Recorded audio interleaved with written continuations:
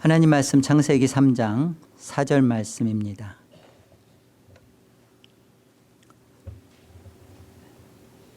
뱀이 여자에게 이르되 너희가 결코 죽지 아니하리라. 이 뱀은 사탄의 도구로 지금 사용되어지고 있습니다. 사탄이 가지고 있는 생각, 또 사탄의 치밀한 작전은 뭐냐면 결코 죽지 않는 것을 사람들에게, 하나님의 형상의 소유자들에게 그것을 각인시키는 것이 사탄의 하는 일이에요. 죽지 않는다라는 말은 이런 겁니다. 죽는다, 또 죽는다. 그래서 히브리 말로 무트라면 이제 죽음, 또 죽는다, 타무트란 뜻이에요. 그런데 이 말에 대해서 오늘 이 거짓의 아비인 사탄이 하는 말은 그 무트 타무트 앞에다가 로라는 말은 암미하면 백성이죠. 하나님의 백성. 로 붙이면 하나님의 백성이 아니다. 그래서 무트 타무트 앞에 지금 결코 죽지 않는다. 이게 로 무트 타무트예요. 결코 죽지 않는다. 이 역사, 또 이 세상, 이 현실 속에서 이 거짓은, 사탄은 죽지 않는다라고 강하게 심어요. 죽을 필요 없다. 아니, 죽어서는 안 된다. 너는 그러면 살아남을 수 없다라는 것을 가르치고 심는 것이 사탄의 전략입니다. 역사 세계를 전부로 인식시키는 거예요. 그리고 이곳에서, 이 현실에서 조금 더 가져야 되고 누려야 되고 그리고 쟁취해야 되고, 너가 이 역사 속에서 네 자신을 세우고 너의 추구하는 것을 세워가도록 도와줄게. 뒤에 보면 이 선악으로 열매를 취해라. 그러면 너의 존재가 하나님과 같은 그런 스스로의 자원을 스스로가 확보해 가면서 살 수 있는 그런 능력적인 존재가 된다. 요걸 먹으면 된다. 결코 죽지 않는다라는 이 말의 의미는 그런 겁니다. 눈에 보이는 세계, 이 현실 세계, 이 땅에서 당신은 죽을 필요가 없습니다. 아니, 죽지 않습니다. 아니, 결코 죽지 않습니다. 아시겠어요? 자, 하나님은 뭐라 말씀하셨죠? 우리 창세기 2장 17절을 한번 보세요.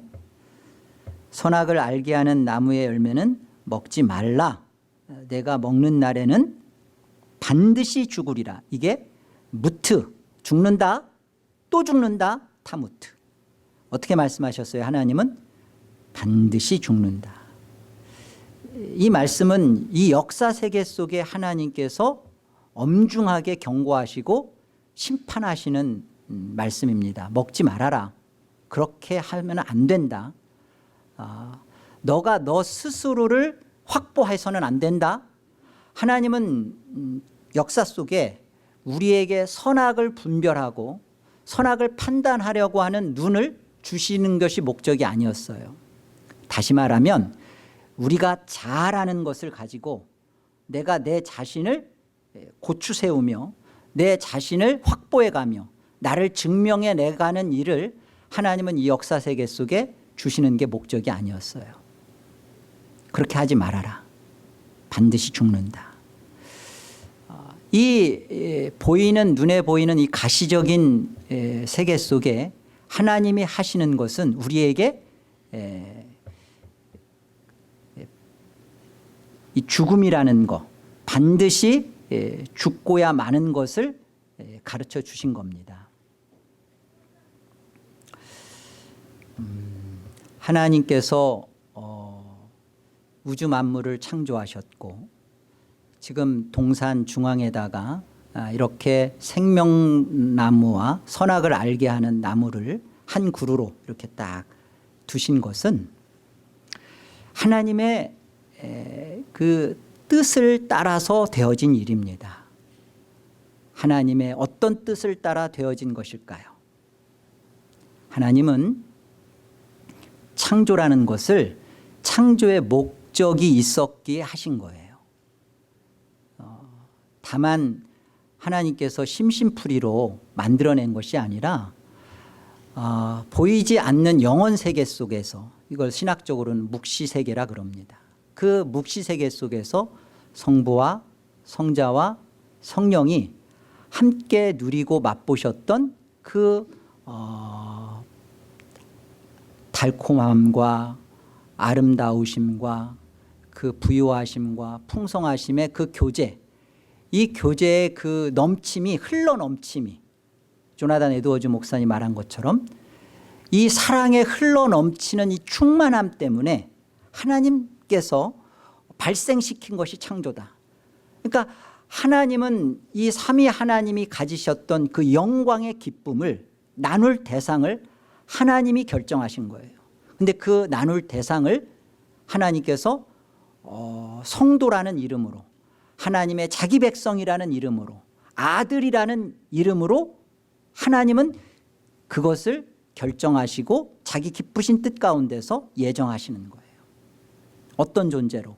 피조물의 하나로서의 영원한 삶이 아니라 예수 그리스도를 아들 삼으신 것처럼 그 맏아들 되신 예수 그리스도 안에서 아들된 존재로 영원히 하나님과 함께 그 은혜와 사랑을 맛보게 하는 것이 이 영원한 묵시세계 속에서 성삼위 하나님이 가지셨던, 특별히 성부 하나님이신 아버지께서 가지셨던 놀라운 자기결정이에요. 그래서 하나님의 형상의 소유자로 사람을 만드시되 이미 구원할 자기 백성을 선택하시고 작정하시고 예정하시고 그리스도 안에서 아들 삼으시고 결정하셨죠. 문제는 이제 그 역사라는 것이 왜 동원되느냐 하는 거예요. 하나님의 보이지 않는 가시적인 세계 속에서 하나님이 결정하신 것을, 하나님의 뜻을 알 길이 없어요. 그런데 알려주어야 될 거 아니에요. 우리라는 존재가 어떤 존재인지, 나라는 존재가 어떤 것인지를 알 길이 없다고요. 그 알 것을 가르쳐 주기 위하여 하나님은 창조를 하신 겁니다. 창조는 먹고 마시고 즐겁고 누리라고 준 게 아니라 우리를, 하나님의 결정하신 그 자기 백성들에게 영원한 것을 가르쳐 주기 위하여 필요한 도구예요. 계시와 비밀의 공통점은 뭐고 차이점은 뭘까요? 갑자기 고개를 숙이고 눈을 안 마주치려고 해요. 제가 묻지 않을게요. 공통점은 이렇게 감추어져 있는 겁니다. 둘 다. 알 수가 없도록 감추어져 있어요. 근데 비밀은 내가 너한테만 이 사실을 말하는데 글쎄 그랬대 라고 말을 해주면 그 비밀은 폭로되는 그 순간 알게 돼요, 못 알게 돼요? 들은 사람은 그래? 그랬단 말이야? 알게 되죠. 예, 그걸 비밀이라고 해요. 말해주면 뭐 그쪽에서 이해하든 못하든 일단 알게 되는 것, 그게 비밀이에요. 계시는 알려줘도 심지어 보여줘도 알 수가 없는 겁니다. 모르는 거예요. 놀랍죠. 그래서 이 묵시세계, 이 하나님께서 감추어 놓은 이 계시라는 것을 하나님의 자기 백성들에게 이것을 깨닫게 하시고 알려주시고 그것을 목적으로 이루어진 것이 창조세계구나. 그렇다면 이 창조세계는 이 묵시세계를 알아먹도록 하나님이 운행해 가시고 간섭하시겠구나. 여러분 이것을 놓치지 마셔야 합니다. 우리는 하나님께서 너가 이것을 먹는 날에는 그렇게 선악으로 너 자신을 확보하려고 하는 인생을 네가 택하면 반드시 죽는다 라고 말했어요. 그 말을 듣고 먹은 아담이 935세를 삽니다. 결코 죽지 않는다라고 말한 그 사탄의 말처럼 안 죽었어요. 그렇다면 누구 말이 옳은 거죠? 하나님 말씀이 틀린 건가요? 하나님께서 말씀하시는 이 죽음이라는 것은 육적 죽음을 말하는 것이 아닙니다. 물론 이 죽음의 아픔을 아담 생전에 아들 가인이 아벨을 죽이는 일을 자기 눈뜨고 정말 그 죽음이 주는 비참함을 보죠. 그런데 이런 죽음이 왜 있어야 되는지가 벌어져 버린 거예요. 가인이 아벨을 돌로 때려 죽이는 그런 영적인 죽음의 결과가 이미 그 선악을 먹은 순간 발생하고 만 거예요. 그 속에서 나오는 아담 안에서 나온 가인과 그 아벨은 이미 그럴 수밖에 없는 존재가 되고 만 거예요. 이게 영적 죽음입니다. 이 땅은 다 그래요. 이 땅은 이미 하나님의 자기 백성들 속에서는 내가 하나님 안에서 결정된 존재이구나. 그리고 내가 그 하나님을 원치 않고 그 하나님을 싫다하여 떠난 그런 존재인 것을 확인시켜주고 하나님께로 참으로 돌아가게 하기 위한 역사적 공간입니다. 그리고 하나님 앞에 택함을 받지 못한 자는 보여내는 거예요. 하나님의 자기 백성들 성도들 눈앞에서 보여내는 거예요. 얼마나 하나님 없이 저렇게 교만하게 자기중심적으로 저렇게 스스로를 확보해 가면서 교만하게 사는가. 저들의 종국 결국이 어떻게 갈 수밖에 없는지, 이 땅에서 전부 이 땅에서 좀 더 가지고 누리고 맛보고 살고 그런 그자들의 종국을 우리가 백보자 심판 앞에서 확연히 보게 되는 거예요. 그래서 우리가 알게 되는 건 뭐죠? 나 같은 자가 왜 이 하나님의 은혜를 입었는가? 내가 자격이 저들보다 뛰어난 것도 아니고 예쁜 것도 아니고 가진 것이 탁월해서도 아니고 내가 주를 위해서 더 애쓸 만한 뭐가 있어서도 아닌데 나는 왜 이 은혜를 역사 속에 입었는가? 그리고 24장로로 대표되는 하나님의 백성들이 거룩하다 거룩하다 면류관을 벗어서 주의 발 앞에 놀 수밖에 없는 것은 그걸 아는 거예요. 아, 하나님이 만세 전에 나를 조건 없이 자격 없이 근거 없이 그리스도 안에서 나를 택하신 것 때문에 나는 이 땅에서 이 하나님의 사랑을 입고야 말았구나. 그리고 이렇게 하나님의 영원한 심판 앞에서 자유함을 얻으며 하나님의 구속함을 얻은 새 노래를 부르는 존재가 됐구나. 그래서 영원히 하나님을 찬양하고 영광과 존귀를 돌리는 그런 뜨거운 존재가 되고 마는 겁니다. 역사에서 이걸 만나야 돼요. 여러분 이 땅을 하나님이 창조하시고 우리에게 주신 것은 이곳에서 여러분들이 선행을 하고 구제를 하고 그리고 환경을 가꾸고 다 필요한 것들이죠. 그것을 위하여 그리고 여러분의 인격 도야를 위하여 여러분들의 자녀를 낳고 그래서 자자손손 뻗뜨리고 여러분들에게 그것을 목적으로 둔 것은 1차적으로 아닙니다. 제일 중요한 1차적인 목적은 우리가 누구냐는 거예요. 아버지를 떠나온 그리고 아버지 품이 어떠했는지를 알지 못했던 우리에게 계시라는 것을 통해서 하나님이 알도록 하는 시공간의 장소예요. 우리는 이것을 하나님의 말씀에 정하신 뜻에 따라 가는 것입니다.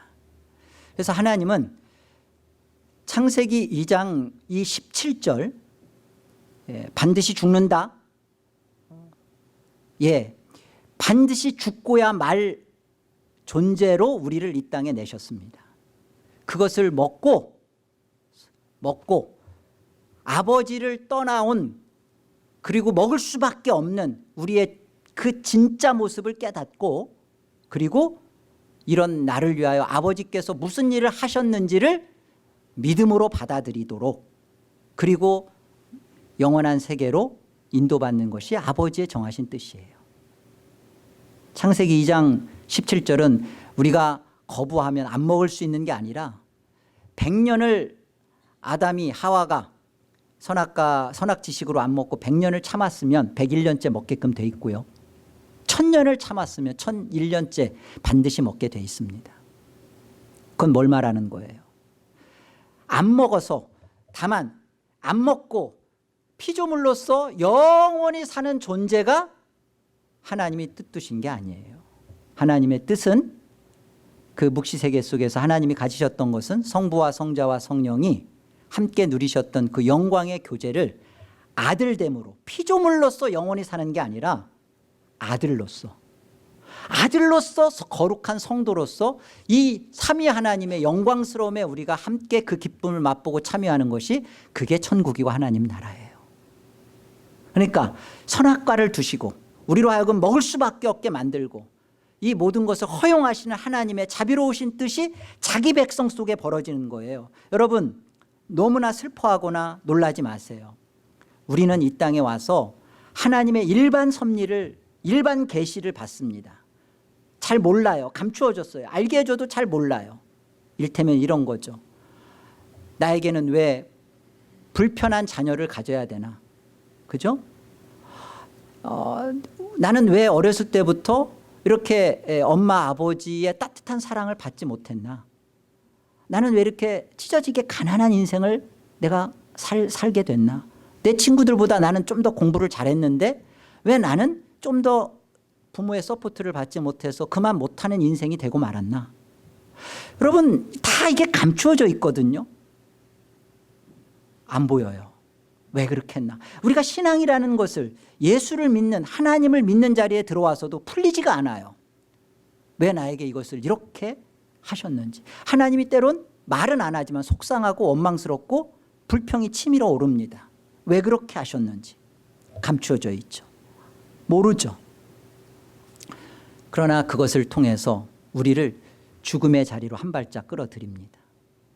죽고 또 죽어라. 무트, 타무트의 하나님, 그 생명과 언약의 자리로 우리를 한 발짝 끌어당겨 놓는 겁니다. 그리고 비로소 뭘 가르쳐 주냐면, 내가 내 인생의 주인일 수 없구나.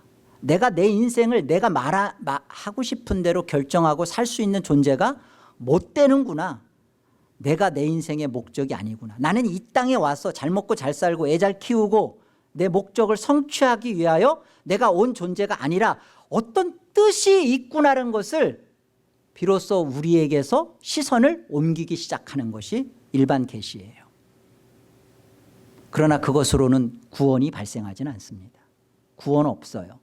그걸 통해서 다만 우리 자신이 이제는 진솔하게 내 영혼을 돌아보게 되고 영혼을 인식하고 영원을 생각하게 해요. 전도서에서 말한 것처럼 영원을 사모하는 그 마음을 가도록 하나님의 자기 백성들에게 그 일을 하시는 겁니다. 그래서 우리는 하나님의 특별 계시인 이 성경을 만나요. 여러분, 교회로 하나님이 이끌어 들이십니다. 하나님의 말씀을 듣게 하십니다.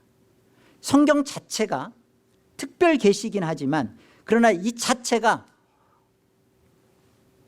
머리에 비고 잔다고 해서 특별 계시가 되는 게 아니에요. 이 하나님의 말씀이 하나님의 자기 백성들 속에 그 말씀이 생명으로 간섭하기 시작합니다.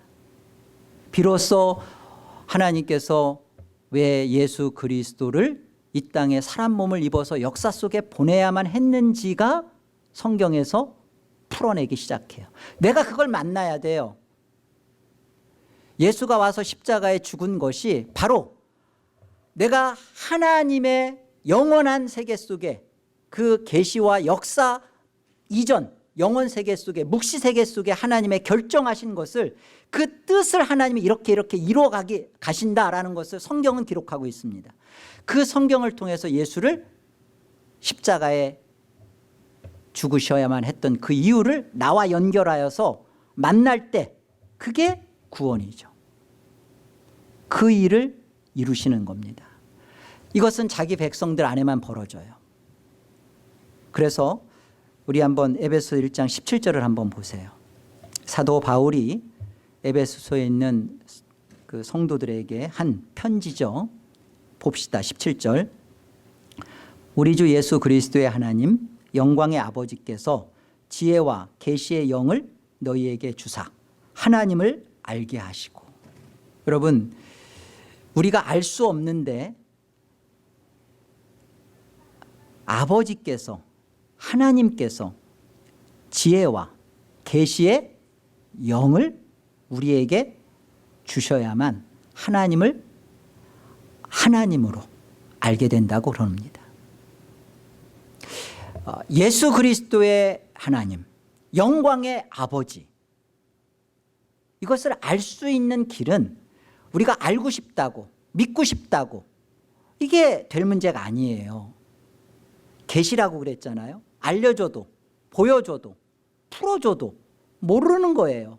그런데 왜 이런 기도를, 왜 이런 말씀이 우리에게 있냐면 바로 너희는 그런 존재라는 거예요. 너희는 하나님께서 지혜와 계시의 영을 너희에게 주어서 하나님이 믿어지도록 하나님께서 하신 예수 그리스도의 행한 모든 것들이 나를 위한 것으로 깨달아지도록 하신 존재라는 거예요.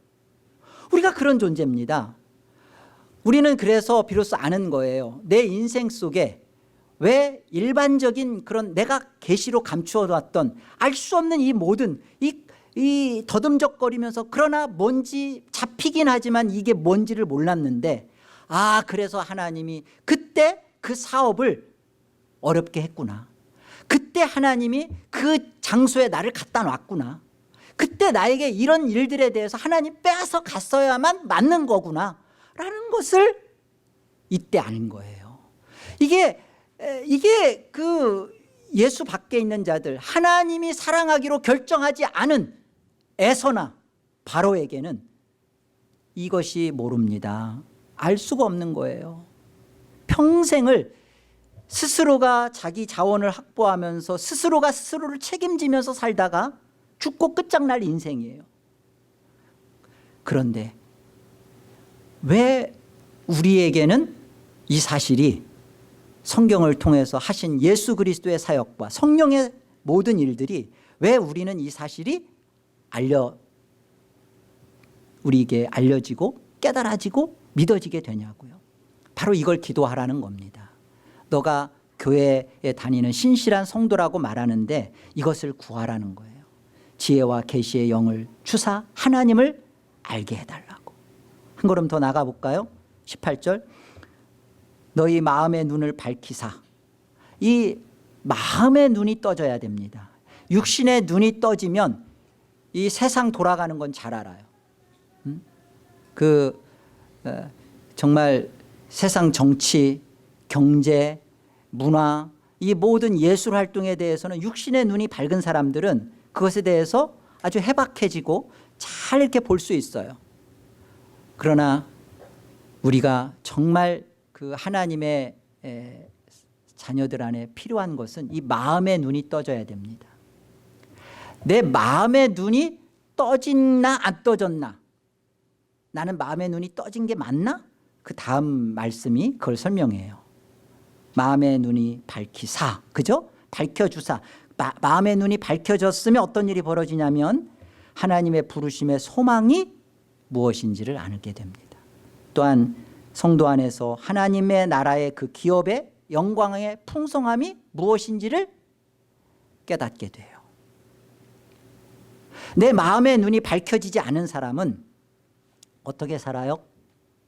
하나님이 나를 부르신 그 부르심이 부담스러워요. 그리고 내가 하나님의 자녀로서 살아가는 이 길에 대하여 행복하지 않아요. 왜? 하나님은 오늘 말씀을 통해서 보면요, 영원한 하나님의 자녀로 영원히 함께 살기로 결정한 자기 백성은 이 땅에서 반드시 죽여요.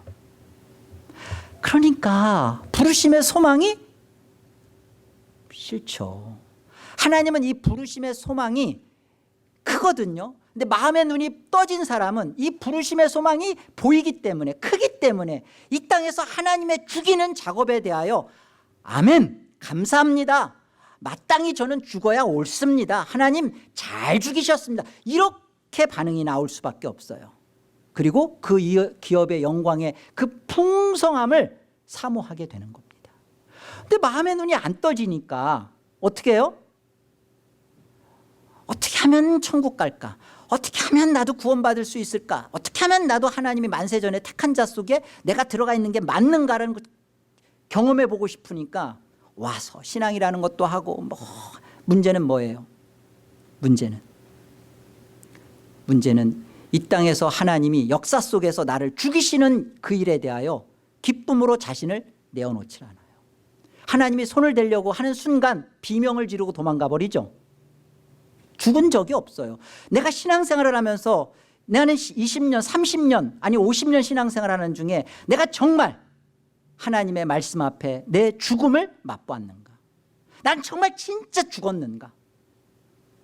하나님 앞에 내가 내 자아가 박살이 나고 나라는 것이 처절하게 깨지는 것에 대하여서 눈물 콧물이 쏟아지지만 분이엘의 아침처럼 야곱의 환도뼈가 부러져 가지고 절뚝절뚝거리지만 하나님 잘 때리셨습니다, 잘 부러뜨리셨습니다, 하나님 내가 이게 안 부러졌으면 제 고집 갖고 살다가 나 잘난 줄로 착각하고 살다가 영원히 저는 하나님과 단절된 인생이 되었을 텐데 하나님 이거 한 가지를 알게 하도록 저를 이렇게 비참하게 낮추셔서 말도 안 되는 이 상황에 처박아 두셔서 나로 하여금 세상을 놓고 하늘을 보게 해주셔서 감사합니다.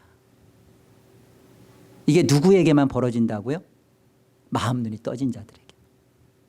이것을 하나님이 창세전에 그리스도 안에서 택하였다, 생명책에 농명되었다라고 말하는 거지, 교회 왔다 갔다 하면서 믿고 싶은 대로 믿으면서 듣고 싶은 대로 들으면서 나는 예정됐다, 속지 마세요. 여러분 스스로도 속이지 마세요. 내 안에 이 소망을 채우기 위하여 하나님은 어떻게 해요? 저와 여러분이 원치 않는 이 땅에서 우리의 소원과 우리의 목적을 자꾸만 제거해 가면서 우리로 하여금 하늘을 바라보고 살도록 우리를 다루십니다. 때론 얼르기도 하시고 때론 맛 좋은 것도 먹게도 하시지만, 그러나 부모가 그 자녀를 양육해 가듯이 책임 있게 끌고 가세요. 잘했다 잘했다 얼구지만 하지 않고 잘못한 것은 따끔하게 훈육하시면서 자기 백성들에게만 그 일을 하십니다. 19절, 하나님의 힘의 위력으로 역사하심을 따라 믿는 우리, 그렇죠? 하나님의 강력한 꿰뚫고 들어오시는 내 안에 하나님께서 강력하게 삐집고 하나님의 능력으로 들어오시지 않으면 우리는 믿을 수 없었죠. 믿는 우리에게 베푸신 능력의 지극히 크심이 어떠한 것을 너희로 알게 하시기를 구하노라. 너희 안에 이게 벌어졌다는 거예요. 에베소 성도들아, 너희 안에 하나님의 이 강력한 능력의 크심에 어떠한 것들이 벌어졌는데, 문제는 너희가 이것을 기도하라는 거예요. 하나님, 하나님이 하신 일을 알게 해 주십시오. 하나님이 내 안에 버리신 일에 대하여 내가 깨닫게 해 주십시오. 그거 하라는 거예요. 우리 하나님께서 이 역사 안에서 하나님의 자기 백성들 안에 버리시는 일은 말씀으로 그 자기 백성들을 끊임없이 죽이시는 일을 합니다. 그리고 십자가의 예수 그리스도의 죽음으로 말미암아 다시 그 생명, 영원한 생명을 찾고 다시 영원히 사는 것을 이 역사에서 가르쳐줘요. 요한복음 12장 24절은 말씀하죠. 내가 진실로 진실로 너희에게 이르노니 한 알의 밀이 땅에 떨어져 죽지 아니하면 한 알 그대로 있고 죽으면 많은 열매를 맺느니라. 역사 속에서 벌어지는 일이에요. 자기 생명을 사랑하는 자는 잃어버릴 것이요, 이 땅에서 자기 생명을 어떻게 하는 자? 미워하는 자는 영생하도록 보존하리라. 여러분, 이게 진리예요. 우리는 이 땅을 위하여 온 자들 아닙니다. 아멘. 우리는 이 땅은 영원한 것을 우리에게 인식시켜주기 위한 자기 백성들의 훈련터예요. 가나안으로 갈 겁니다. 애굽에서 자기 백성을 끌어낸 하나님은 오늘 이 모세를 통하여 이것을 이스라엘 백성들에게 1차적으로 들려지게 하는 것은 광야입니다. 광야에서 이들은 허구한 날 불평해요. 배고프다고 하면 하나님 만나 주셨고, 고기 먹고 싶다고 하면 그 메추라기를 보내서 고기가 이 사이에 끼도록 배 터지게 만들어 주세요. 신발이 부러뜨지 않도록. 그렇게 의복과 모든 것이 헤어지지 않도록 도와주고 하는 것이 하나님의 살아계심이며 이스라엘들이 하나님의 사랑받는 그 모습이냐고요. 아니라는 거예요. 너희를 이 애굽이라는 이 세상에서 끌어낸 것은 목적이 있다는 거예요. 너희는 처음부터 갈 곳이 가나안이지만 너희는 이 현적하게 어려운 이 상황이란 광야라는 것을 통해서 결국 이 가나안을 너희가 얼마나 그곳에서 하나님을 참으로 감사하며 하나님을 참으로 사랑하며 너희가 있어야 이것을 참으로 깨닫는 곳, 진정으로 기뻐하는 곳, 하나님을 참으로 예배하는 곳이 가나안이라는 것을 가르쳐 주는 겁니다. 성도는 어떤 자냐? 성도는 하늘을 기억하게 된 자입니다. 우리 누가복음 15장을 한번 보죠. 또 이르시되 어떤 사람에게 두 아들이 있는데 어떤 사람은 바로 하나님 아버지를 상징하고 있어요. 12절 그 둘째가 아버지에게 말하되 아버지여 재산 중에서 내게 돌아올 분깃을 내게 주소서 하는지라. 아버지가 그 살림을 각각 나눠 주었더니 그 후 며칠이 안 되어 둘째 아들이 재물을 다 모아가지고 먼 나라에 가 거기서 허랑방탕하여 그 재산을 낭비하더니. 여기 먼 나라라는 것은 장소적인 먼 곳이 아니라 그 아버지의 시선, 아버지의 간섭으로부터 벗어난 곳을 먼 나라라고 그래요. 거기서 허랑방탕하여 재산을 낭비했다. 이 허랑방탕이라는 말은 잘못된 목적을 향하여 열심히 뛰는 것, 그 말을 허랑방탕이라고 그럽니다. 술 먹고 막 창녀하고 놀고 하는 것도 허랑방탕이지만 잘못된 곳을 향하여 최선을 다하여 열심히 뛰어가는 것, 목적이 잘못됐는데 최선을 다하는 것, 허랑방탕입니다. 이 세상에서 이 세상을 두신 하나님의 목적은 창조 목적대로 창조가 벌어졌다면 이 창조 세계 안에서 벌어질 일은 창조 목적을 찾아가야 되는데 창조 목적이 아닌 자기 목적을 이루는 거예요. 하나님이 해를 주시고 비를 주시고 또 자연을 주시고 또 나에게 탤런트, 재능을 주신 것 가지고 어떻게 살아요? 자기를 채워가고 자기를 확보해가면서 살아요. 그걸 허랑방탕이라고 그러는 거예요. 세상에서 출세하고 세상에서 이름 높아지고 세상에서 부귀영화 갖고 그리고 그거 가지고 헌금 조금 하고 다 자기 이름 내고 사는 것 허랑방탕입니다. 14절 다 없앤 후에 그 나라에 크게 흉년이 들어 그가 비로소 궁핍한지라. 이게 은혜예요. 궁핍을 자기 백성에게 맛보게 하는 게. 가서 그 나라 백성 중 한 사람에게 붙여 사니 그가 그를 들로 보내어 돼지를 치게 하였는데 그가 돼지 먹는 쥐업 열매로 배를 채우고자 하되 주는 자가 없는지라. 이게 하나님의 자기 백성들에게 주시는 은혜입니다. 17절 보세요. 이때 벌어지는 일이 이에 스스로 돌이켜 이르되 내 아버지에게는 양식이 풍족한 품꾼이 얼마나 많은가. 나는 여기서 줄여 죽는구나.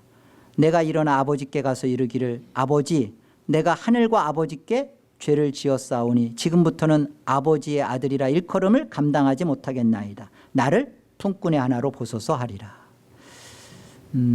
이 아들이 원래 아버지의 집에서 아버지의 자녀였어요.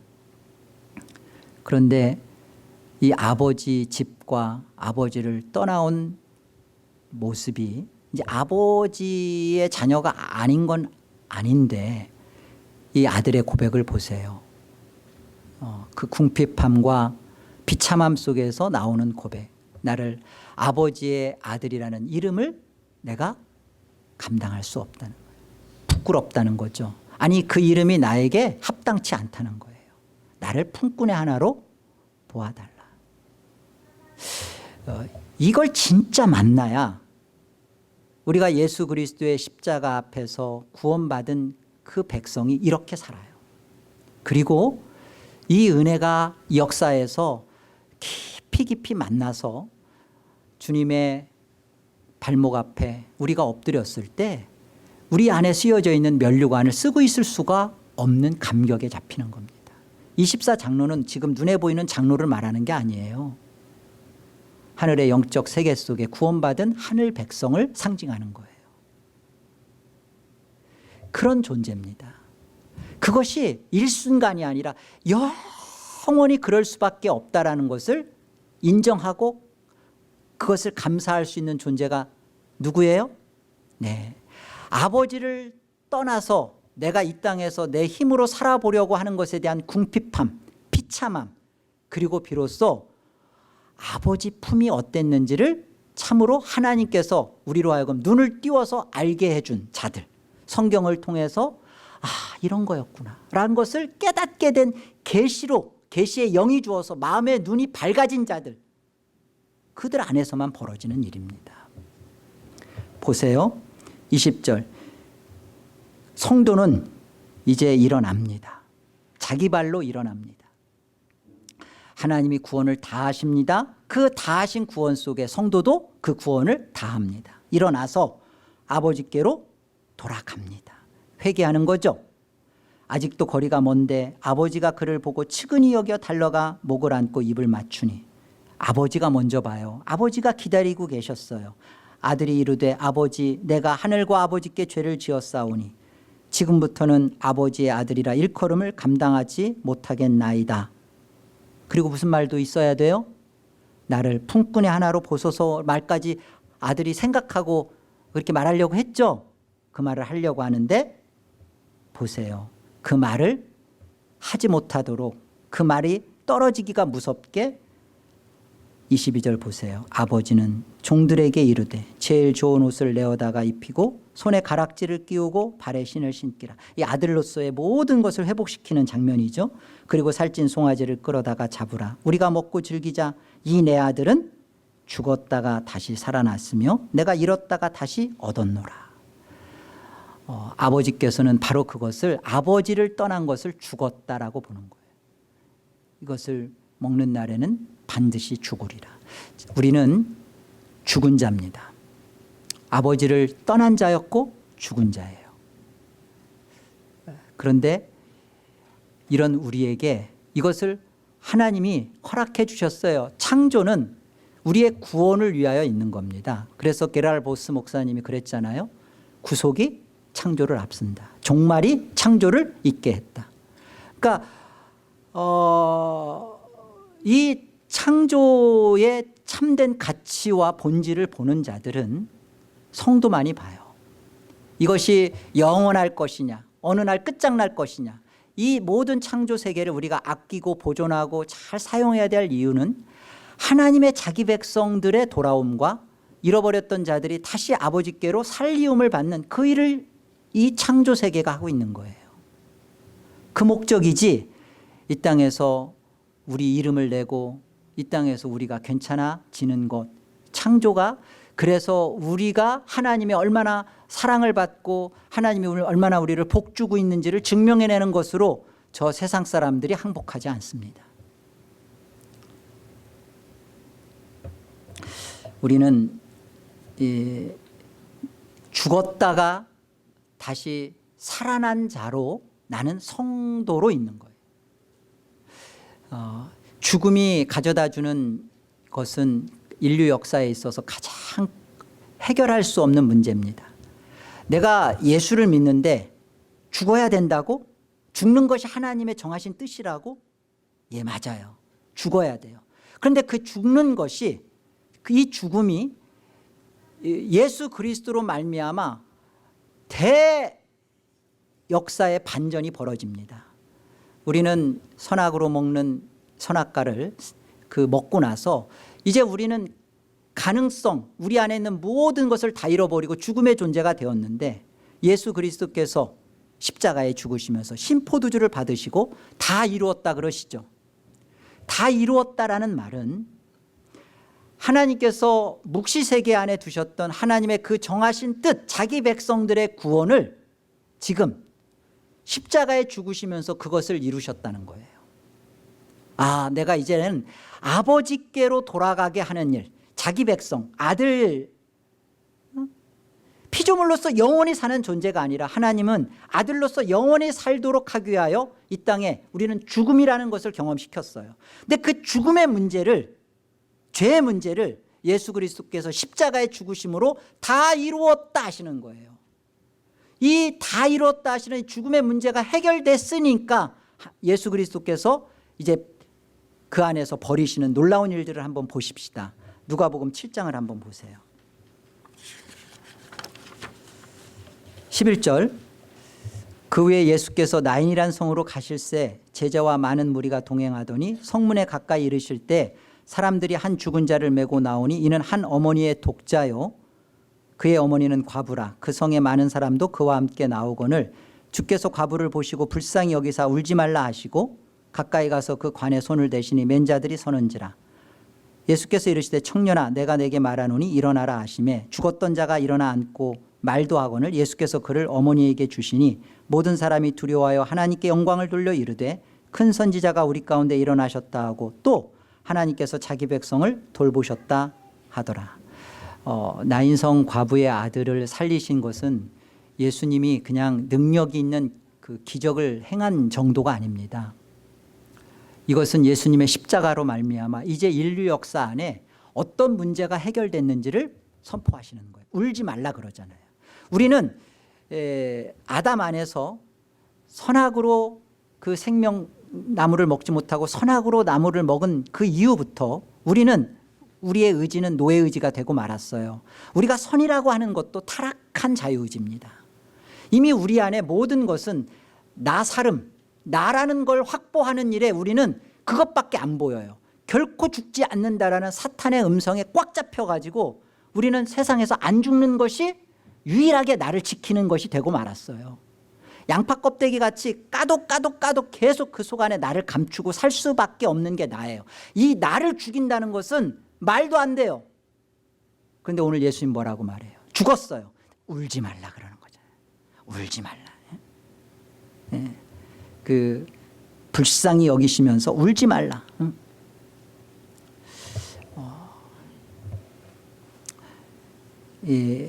예수께서 도로 그 슬픔에 잡힌 어머니에게 이 아들을 돌려주는 것처럼 우리 안에 이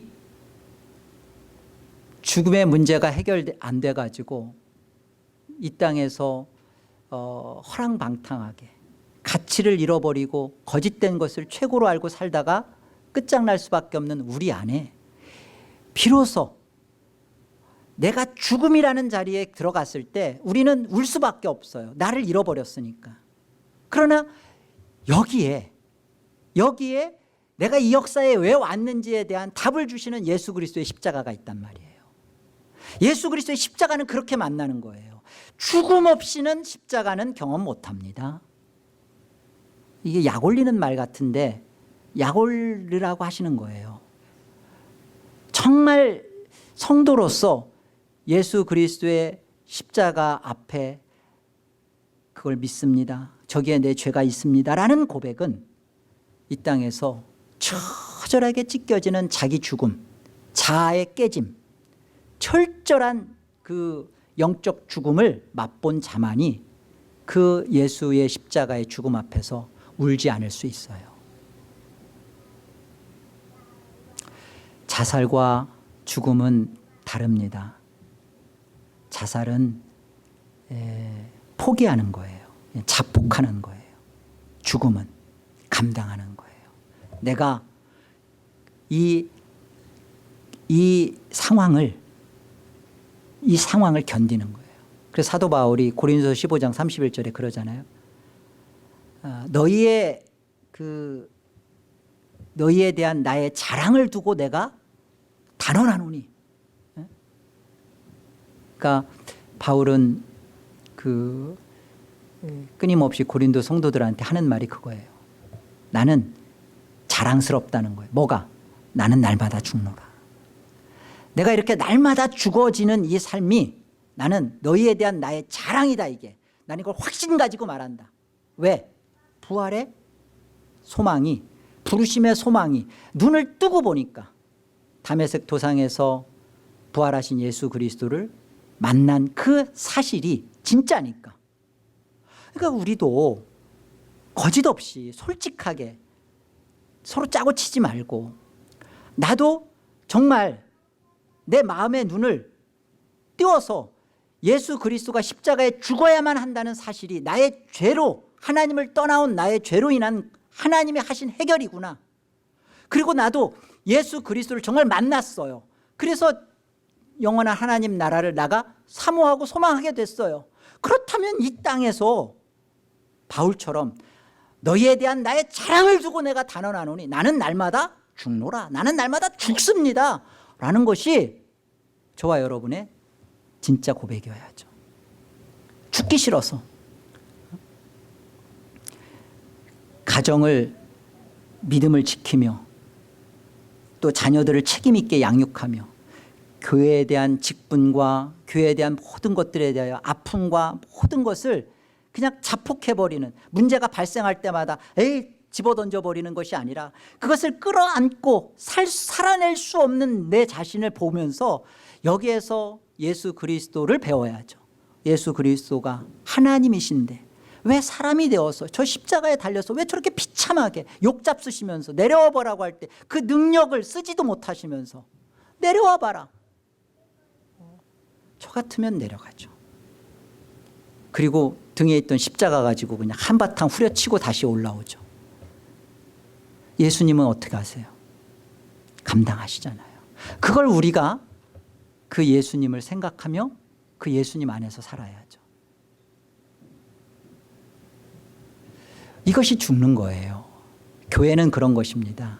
여러분, 교회는 예수 그리스도의 십자가로 성취된 이 구속 언약, 창세전 언약, 이 영원한 언약을 맛보게 하는 유일무이한 모임입니다. 믿습니까? 교회 밖에는 없습니다.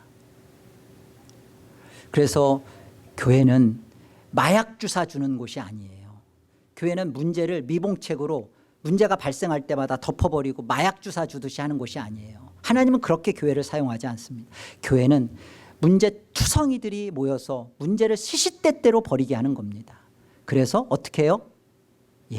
거기에서 정말 성도된 자들이 아파하며 그것을 감당하고 또 면역력을 키워나가는 곳이에요. 하나님의 말씀에 찔릴 때마다 피가 철철철철 옆구리에서 흘릴 때마다 창에 찔려 돌아가시는 예수 그리스도를 묵상하며 그 예수 그리스도를 배우게 하는 곳이고, 그런 것이 맞다고 그러잖아요. 여러분, 교회 와서 가면 벗어보셨어요? 우리 교회 와서 가면 못 벗잖아요. 다 위장, 어쩌면 그냥 그 화장, 변장, 교회는 위장까지 하잖아요. 가장도 하고. 여러분, 교회는 내 밑바닥, 내 진짜 가면을 홀딱 벗겼을 때 그 나의 실체를 있는 그대로 수용받아줄 수 있는 거야 돼요. 그게 교회가 어렵죠. 근데 그걸 받아주려면 거듭난 성도들이 가슴에 피멍이 듭니다. 미치도록 힘들어요. 그런데 그것을 교회니까 하는 거예요. 여러분, 그냥 가장이, 아버지가, 엄마가 자식 새끼들 그냥 내팽개치고 힘드니까 같이 그냥 죽어버리는 경우가 있잖아요. 같이 죽어요. 질식사 틀어놓고. 그거는 너무나 무책임한 거죠. 부모는 미리 앞선 구원받은 하나님 마음 눈이 떠져서 부르심의 소망을 본 자들은 이 언약의 책임을 감당하는 거예요. 내가 오해를 받아도, 내가 내 뜻과 상관없는 것으로 대접을 받고 취급을 받아도 그때 성도의 찬란함이 드러나는 거예요. 왜? 성도는 하늘을 기억하게 된 자니까. 성도는 내 떠나온 곳을 목적으로 이 창조세계를 인식하니까 여기에서 내가 나를 알아주면 이게 뭐가 이렇게 중요해? 나를 몰라주면 뭐가 이렇게 대수야? 중요한 건 뭐예요? 그렇게 해서 나를 죽이는 게 하나님 아버지의 뜻이 옳시다.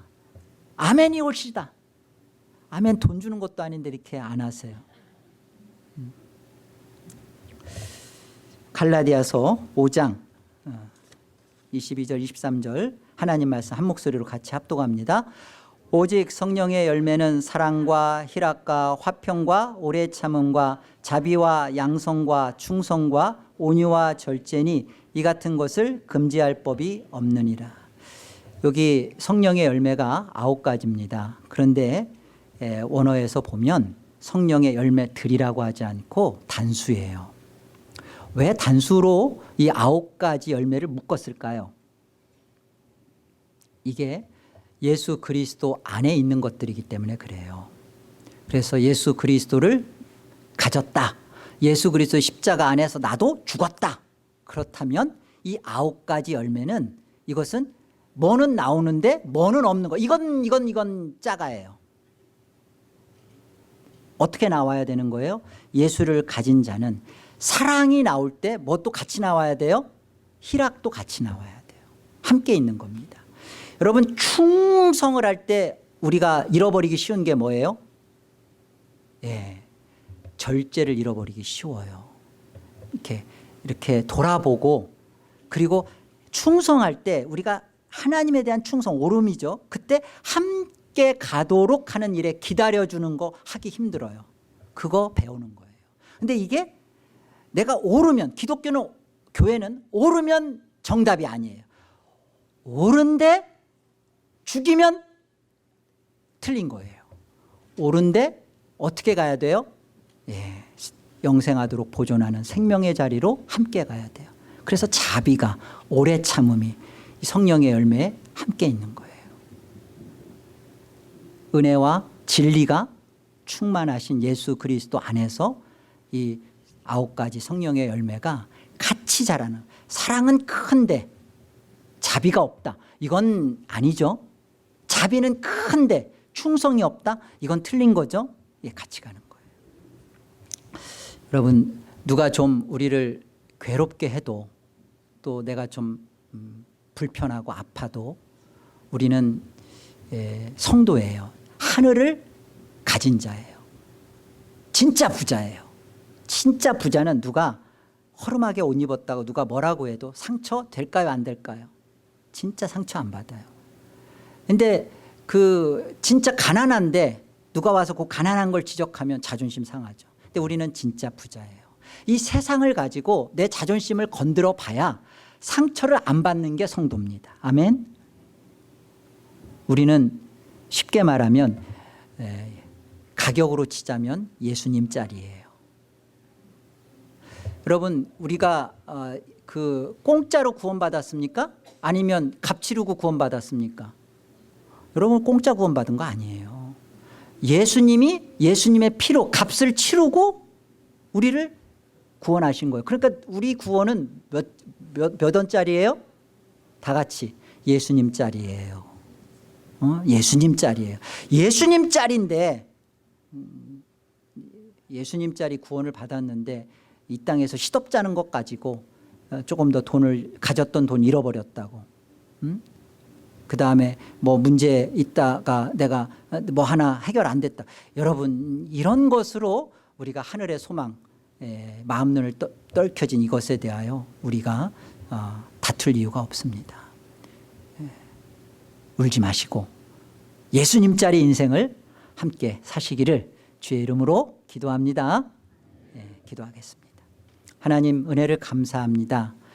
우리를 하나님의 영원하신 그 구원 목적 안에 두시고 그것을 우리가 깨닫고 우리가 그것을 밝히 내 것으로 소유하며 누리도록 이 역사를 두시고 하나님이 지극하게 간섭해 주신 거 인정하고 믿고 감사합니다.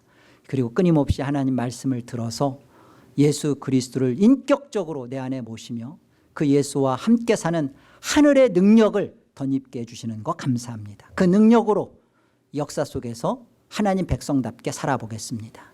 아프고 때론 감당할 수 없는 시련과 눈물이 찾아온다 할지라도 이미 하늘을 가진 자요, 하늘로 갈 자라는 것, 그리고 가장 귀한 예수님의 피를 흠뻑 적신 자로서의 세상을 비웃고 살아가는 우리 모두가 되게 하여 주옵소서. 예수의 이름으로 기도 올립니다. 아멘.